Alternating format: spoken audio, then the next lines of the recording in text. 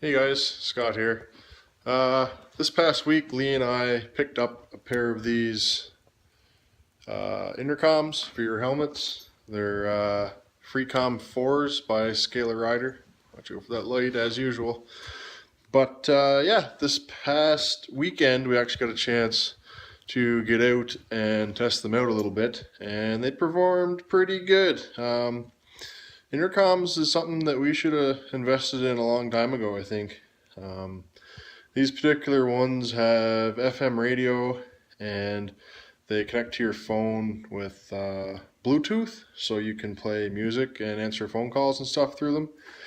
So just wanted to do a quick and dirty review um, on them, nothing too in-depth. I don't have like the unboxing video and stuff like that, or an install or anything like that, but it's installed right now in my HJC CLX7 Plus Triple XL helmet. Bit of a pain in the ass. I had to pull all the guts out of it, and yeah, figuring out where your ear holes are supposed to be. Not ear holes, but where your speakers for your ears are supposed to be. Bit difficult, but not too bad. I just followed the instructions. I think Lee had looked up on YouTube or something like that. I never thought of that. I don't know why I couldn't have thought of that, but nevertheless, we both got ours installed. Few things. It doesn't seem like the smart app that they have for it is working, where you connect to your phone and then you can control the intercom itself with your the app on your phone. I can't get that to work. I tried updating the thing and it still doesn't work. But it's not a huge deal because you can operate it with the buttons on the thing anyway, but it would be nice to be able to use your phone to control it. What else? Range. As far as range goes, that's always a big question. Range is pretty good. Usually we ride around no more than a telephone length apart, so say 100 meters or so, and it seems to be fine there. But we noticed when you get into the deep, like tighter woods with lots of tree cover, the signal seems to break down pretty fast.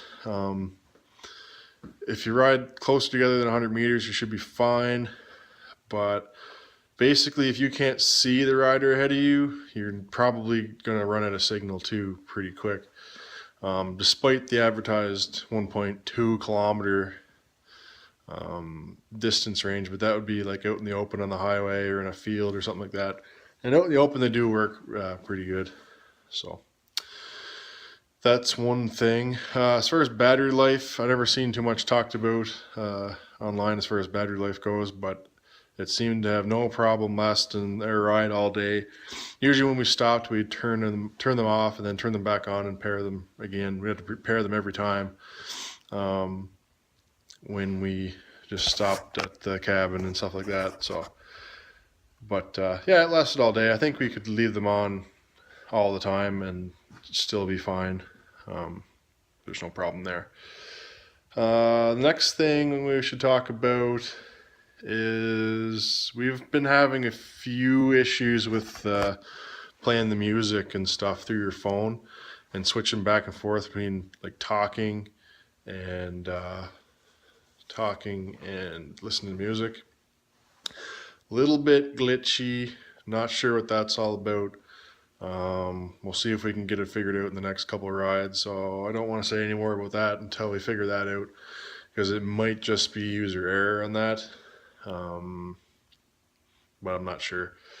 We did try the audio sharing thing a little bit, and that was kind of glitchy too. It would cut in and out and stuff, and yeah, not so great.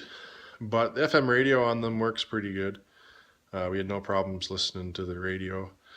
And it seemed like when you talked, it would keep playing the radio, but it would just lower the volume a little bit. So that worked all right. No problems there. So yeah, we're pretty happy with them. They'll be good for riding together, or even even if you're riding by yourself and you want to listen to the radio or something like that, it's still no problem.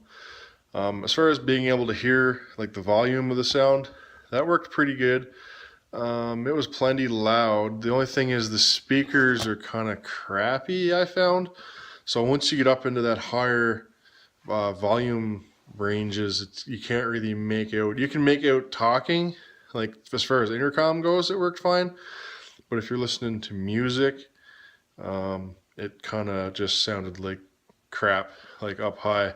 So you had to turn it down a little bit to make out what was going on. But I mean, if you guys have quieter bikes than I do, might not have that much trouble listening to a lower volume anyway.